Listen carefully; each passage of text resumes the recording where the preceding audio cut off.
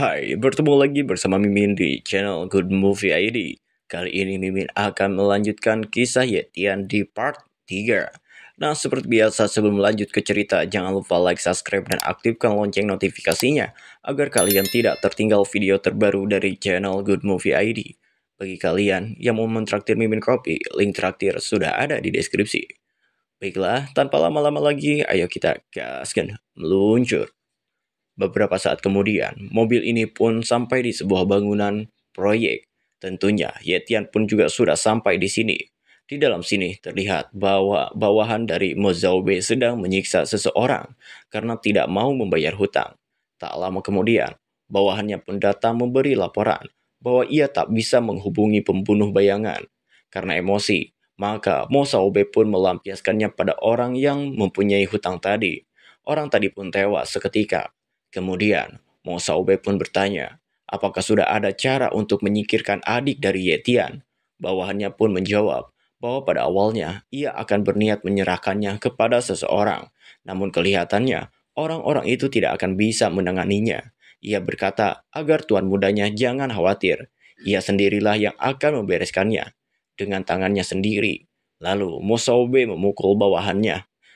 Jelas saja, bawahannya ini pun bertanya-tanya, kenapa Mo Saube melakukan hal ini?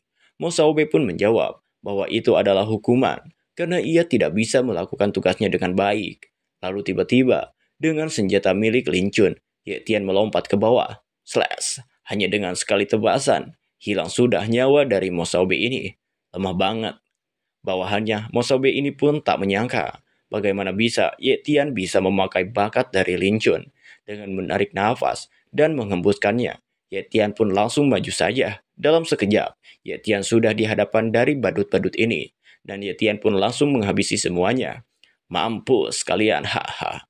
Kemudian, setelah urusan selesai, Ye Tian pun melemparkan sebuah kertas dengan tulisan drug. Kemudian ia pun pergi dari TKP. Lalu, 1 jam kemudian, Mo Eun pun datang ke TKP. Ia sangat-sangat marah dalam mengetahui anaknya sudah tak bernyawa. Siapa yang berani melakukan ini? Kemudian salah satu bawahannya pun menemukan secari kertas tadi yang ditinggalkan oleh Yetian. Dari kertas tadi, Mo Eun pun menyimpulkan bahwa anaknya telah dibunuh oleh pembunuh bayangan. Kemudian, tetua leluhur dari keluarga Mo yang bernama Mo Zanking datang. Mo Zanking ini adalah satu-satunya seniman bela diri tingkat veteran. Untuk tambahan info, bahwa tingkat seni bela diri di manhwa ini dimulai dari seniman bela diri magang, kemudian naik ke seniman bela diri, naik lagi ke seniman bela diri elit, lalu naik lagi ke seniman bela diri veteran, dan yang paling tertinggi adalah tingkat master. Kemudian, melihat Mo Zanking telah datang, langsunglah Mo Eun pun mengadu kepada Mo Zanking. Ia meminta kepada Mo Zanking agar ia membalaskan dendam atas kematian anaknya itu. Mo Eun pun menyerahkan secari kertas tadi kepada Mo Zanking. Melihat kertas ini, Mo Zanking pun menyimpulkan bahwa pasti ada banyak keluarga yang memiliki dendam kepada keluarga Mo. Dan saat ini, ia menerawang. Kertas di bawah sinar bulan terdapat lambang dari keluarga Steelfast. Kocak, yang bunuh siapa dan yang kena siapa. Bisa dipastikan, Yetian akan aman sekarang. Di akademi, Yetian sedang berbincang dengan sumber daya informasinya. Nah, siapa lagi kalau bukan Zhang Bao? Zhang Bao menjelaskan bahwa tetua keluarga Mo sedang mencurigai jika ada keluarga di pangkalan Linhai ini yang sedang kong kali kong dengan pangkalan Iron Fang untuk menjatuhkan keluarga Mo. Bahkan berita tentang Mo Saube yang telah tewas pun sudah menyebar luas. Karena mendengar semua informasi tadi, sekarang Yetian sangat-sangat bersyukur karena ternyata bukan dia orang yang dicurigai. Yetian sengaja meninggalkan secari kertas yang bertuliskan drug untuk menepis kecurigaan terhadapnya. Dan siapa sangka bila keluarga Mo bisa menemukan kertas tadi. Malahan mereka juga menemukan ada simbol Iron Fang. Di atasnya, berbagai spekulasi pun muncul di benak Yetian. Apakah ia tidak sengaja menemukan skema yang direncanakan oleh keluarga Iron Fang atau malah si tua bangka itu sengaja mencoba menimbulkan konflik antar kedua belah pihak. Keesokan harinya, Yetian tengah bersiap untuk pergi. Di saat akan keluar, Yeyu yang baru bangun pun bertanya, mau kemana Yetian? Yetian pun menjawab bahwa ia akan pergi ke zona liar untuk berlatih karena ia harus meningkatkan kekuatannya secepat mungkin. Di sini, Yeyu menahan Yetian untuk pergi karena ia sangat khawatir. Yeyu pun berlari untuk memeluk kakaknya itu. Ia meminta agar kakaknya secepatnya kembali. Setelahnya, kini Ye Tian pun telah sampai di zona liar. Menurut rumor yang beredar, ada monster tingkat tinggi di daerah sini. Tapi untuk kekuatan Ye Tian yang sekarang, ia hanya bisa melawan monster tingkat rendah saja. Ye Tian tak mau ambil resiko terlalu jauh. Dan sekaranglah saatnya untuk perburuan dimulai. Tiba-tiba saja tanah sekitar Ye Tian kini bergetar. Dan ternyata hal itu disebabkan oleh monster yang sedang saling membantai satu sama lain. Dan dari status window yang dilihat oleh Ye Tian, monster ini adalah lembu lapis baja. Monster ini memiliki bakat pertahanan tingkat rendah. Kemudian, setelah selesai bertarung, kini lembu tadi malah berlari ke arah Ye Tian. Melihatnya, tentu saja dengan senang hati, Ye Tian pun akan meladeninya. Ye Tian pun melesat maju dengan senjatanya. Serangan-serangan dari Ye Tian berbenturan dengan barrier lembu ini. Ye Tian tak menyangka bila bakat dari monster lembu ini ternyata sangat kuat. Kini, monster lembu ini pun mengaung akibatnya. Kini Ye Tian terpental. Setelah ia terpelanting cukup keras, Ye Tian jadi tambah semangat. Sekarang ia semakin ingin menjadikan bakat pertahanan itu menjadi miliknya. Segera ia pun maju lagi dengan kecepatannya. Ia melesat ke tubuh dari lembu ini. Sekarang Ye Tian mengincar bagian mata. Namun lagi dan lagi, barrier ini sungguh menyusahkan bagi Ye Tian. Bahkan setelah ia tebas berkali-kali pun, ia masih tak sanggup menembusnya. Malahan sekarang, perlahan-lahan senjata Ye Tian mulai terkikis. Dan akhirnya senjatanya hancur. Ye Tian tak menyangka, padahal bakat pertahanan ini hanya tingkat rendah. Tapi sangat susah sekali untuk menembusnya. Dan kini Ye Tian dihadapkan dengan bogem mentah dari lembu ini. Ye Tian terpelanting lagi. Meskipun menerima serangan tadi, Ye Tian masih bisa bertahan. Bakat pertahanan monster lembu ini sangat bagus untuk Ye Tian. Tapi sayangnya, cooldown penyalinan bakat masih sisa 16 hari lagi. Sekarang Ye Tian pun menggunakan bakat bayangannya. Kemudian dengan kecepatannya, ia secara bertubi-tubi menyerang tubuh monster lembu ini. Berkat bakat bayangan ini, monster lembu itu pun tak bisa mendeteksi di mana keberadaan dari Ye Tian. Tapi, meskipun begitu, Ye Tian masih sama sekali tak bisa menembusnya. Ye Tian masih mencari-cari di manakah letak titik lemah dari lembu ini. Tapi hasilnya nihil. Ia tak kunjung bisa menemukan titik lemahnya. Dan tiba-tiba saja, ia melihat ada sebuah celah yang muncul, tepat di bagian ekor lembu ini. Fix, pasti itulah kelemahannya. Makanya sekarang, segera Ye Tian pun langsung menyerang lembu itu lagi. Ye Tian berhasil membunuhnya. Setelah itu Ye Tian pun mulai memanen darah monsternya. Tak lupa Ye Tian juga mengambil berbagai material yang bisa ia jual. Setelah selesai, sekarang waktunya mencari tempat yang afdol untuk berkultivasi. Dan di gua inilah Ye Tian pun memutuskan untuk berkultivasi. Dengan persiapan cemilan yang cukup, ia pun langsung memulai prosesnya. Tak terasa, 20 hari telah berlalu. Kini Ye Tian telah menyelesaikan kultivasinya. Ye Tian berhasil menembus ranah prajurit bela diri. Tubuh dari Ye Tian kini dipenuhi dengan energi. Bahkan ledakan energinya pun bisa dirasakan oleh dua orang yang berada di sekitar. Lalu setelahnya, kini Ye Tian pun segera keluar untuk menyalin bakat dari monster lembu yang telah ia kalahkan. Namun sayangnya, sesampainya di sana, Ye Tian tak bisa menyalin bakat dari lembu ini. Karena sekarang, monster lembu itu hanya tersisa tulang berulang saja. Sementara itu, dua orang tadi mulai mengawasi Ye Tian. Mereka bertanya-tanya, apakah Ye Tianlah orang yang mengalahkan monster itu. Setelah itu, kini di kota, Ye Tian berniat untuk menjual material yang ia peroleh. Tak lama kemudian, Ye Tian pun bertemu dengan dua orang yang memantaunya sedari tadi. Dan ternyata salah satu dari mereka ini sangat-sangat mirip dengan adiknya, yaitu Ye Yu. Bahkan pertama kali melihat Ye Tian pun memanggilnya adik. Tapi setelah melihat bakatnya, Ye Tian jadi tahu bahwa orang ini bernama Yuling. Terlihat bila bakat kultivasinya adalah tingkat tinggi, tingkat berpedangnya tingkat menengah, dan juga ia mempunyai bakat kecepatan tingkat rendah. Bisa dibilang Yuling ini adalah orang jenius yang sebenarnya. Sekarang, karena Ye Tian dianggap lancang karena memanggil nonanya adik, cewek yang satunya ini pun ngamuk. Cewek ini bernama Xiao Yu. Tapi Yuling berkata agar Xiao Yu jangan berkata kasar begitu. Yuling memberitahukan apa yang harus Xiao Yu lakukan. Sebagai permintaan maafnya, karenanya sekarang Xiao Yu pun meminta maaf kepada Ye Tian. Dan kemudian Yuling pun meninggalkan mereka. Setelahnya, untuk menunjukkan ketulusannya dalam meminta maaf, Xiao Yu pun berniat membeli semua item yang dibawa oleh Ye Tian dengan harga 2 kali lipat. Dan Xiao Yu pun mempersilahkan masuk ke dalam toko. Di dalam toko ini, Ye Tian sangat terkesan karena semua item di sini sangat bagus. Selain itu, Ye Tian pun juga disuguhkan segelas teh untuk diminum.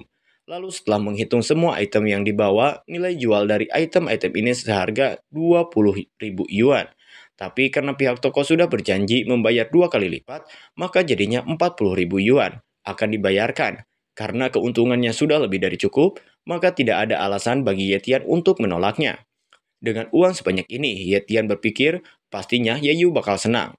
Selain itu, Ye Tian juga diberikan bonus. Jika Ye Tian ingin membeli item pun, maka Ye Tian akan diberikan diskon 50%. Dan tentu saja, Ye Tian tak menyia-nyiakan.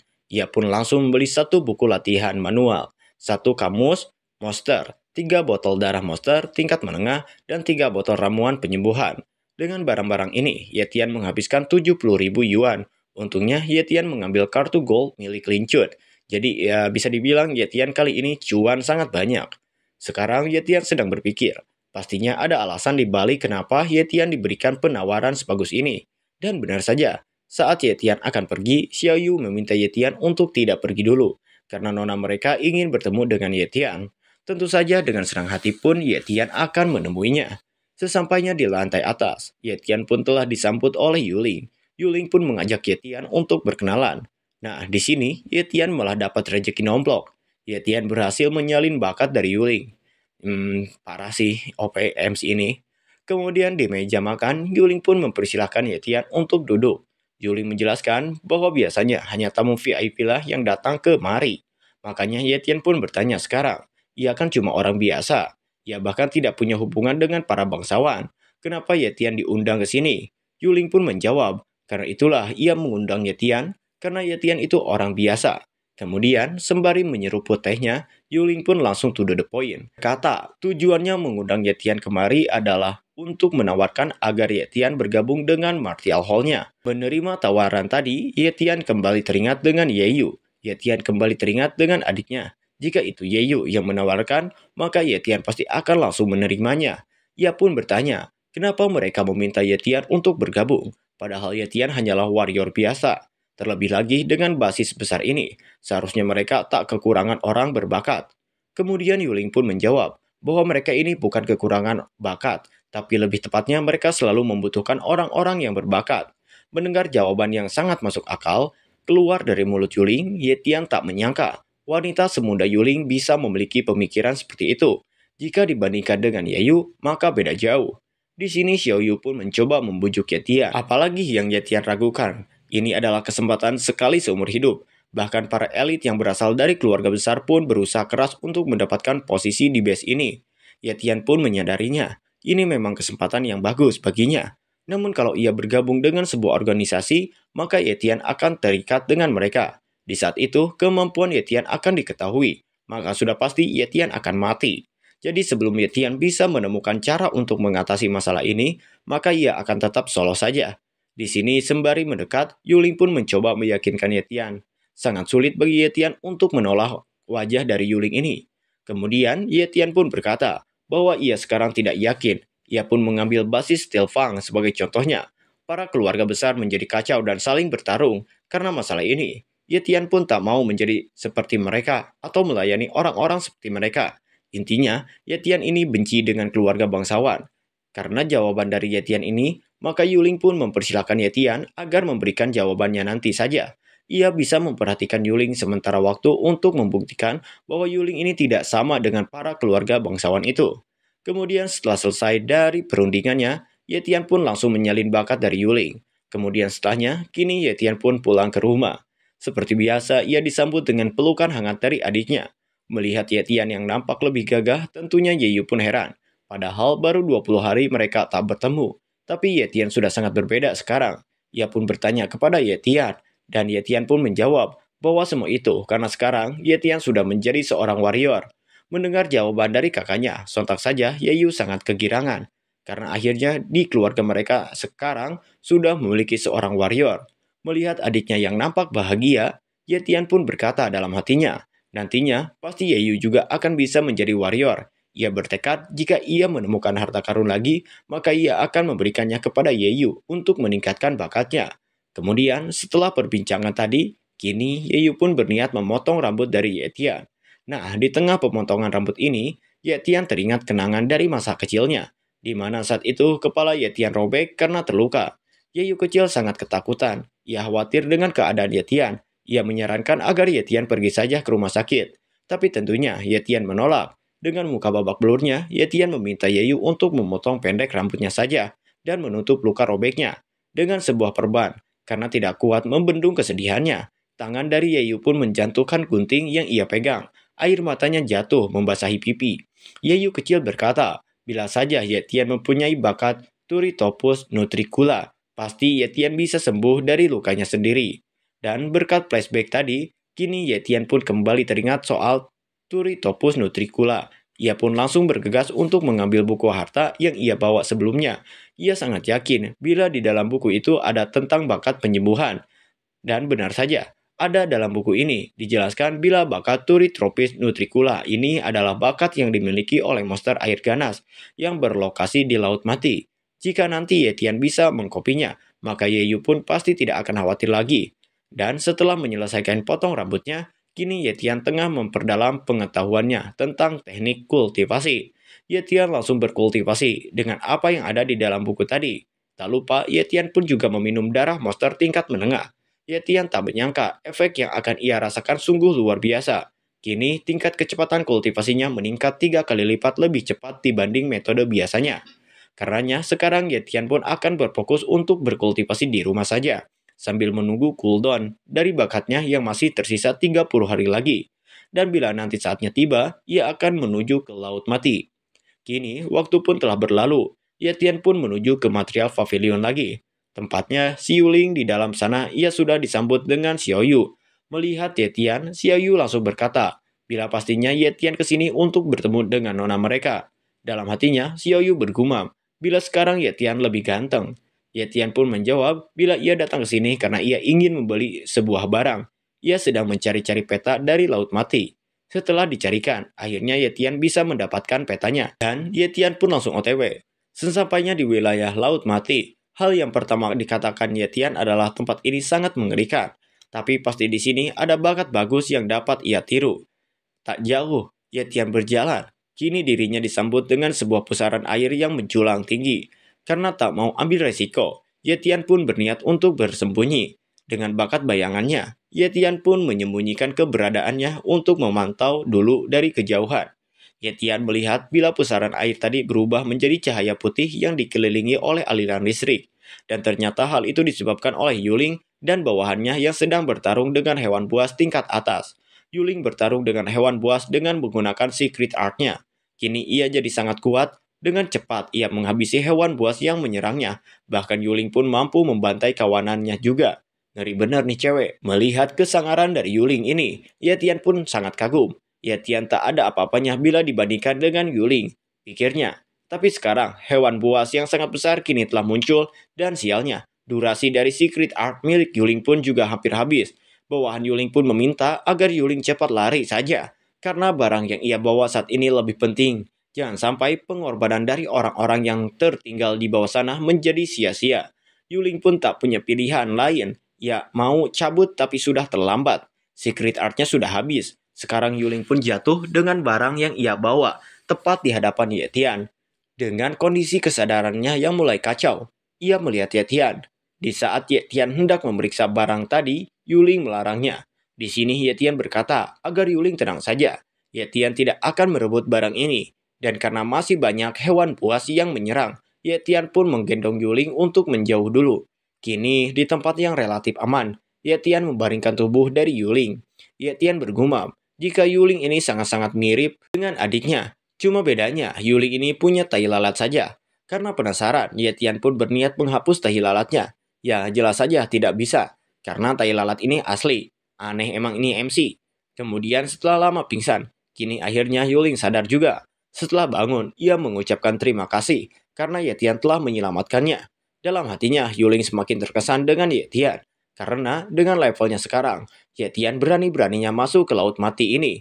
Ya, jadi tambah ingin merekrut Ye Tian di dalam martial pavilion miliknya. Setelah itu, Yuling pun menggunakan Light Stone. Ye Tian yang baru pertama kali melihatnya pun heran dari mana Yuling mengeluarkan benda itu. Tapi sebelum menjawab pertanyaan itu, Yuling akan memulihkan dirinya dulu dengan ramuan yang telah ia keluarkan. Sembari menunggu Yuling memulihkan diri, berbagai spekulasi kini muncul di benak Ye Tian. Ia sangat yakin bila tidak ada yang namanya bakat ruang. Jadi bagaimana bisa Yuling bisa mengeluarkan benda-benda tadi? Setelah memulihkan dirinya, sesuai janjinya, Yuling pun akan menerangkan bagaimana cara Yuling bisa mengeluarkan semua barang-barang tadi. Yuling memperlihatkan sebuah kantong kecil. Lalu ia memasukkan kotak berharga yang ia dapat ke dalam kantung kecil itu. Jadi kantung kecil itu bisa kita bilang sebagai penyimpanan sub ruang. Di sini Yetian tampak tertarik. Karenanya Yuling pun dengan mode kawannya mencoba menawarkan Yetian. Jika Yetian bergabung, maka ia akan diajari caranya. Tapi ternyata Yetian malah buang muka dan ia bilang ia ngantuk dan ingin tidur. Jelas saja Yuling sangat geram. Sekarang ia bertekad cepat atau lambat, ia akan membuat si kampret Yetian ini bergabung bersamanya. Dan dengan begitu, malam pun berlalu. Pagi harinya, setelah bangun, Yetian tidak bisa menemukan Yuling. Ada di mana Yuling ini? Namun ia malah menemukan sebuah koper yang di dalamnya ada banyak uang dan barang-barang berharga lain. Apakah Yuling yang melakukan semua ini? Karena tak mau ambil pusing, maka Yetian pun hanya bisa berterima kasih. Lumayan kan, dapat banyak barang gratisan. Berkat semua barang ini, Yetian yakin ia pasti bisa menembus tingkat Elite Warrior. Dengan begini, maka rencana dari Yetian akan dirubah.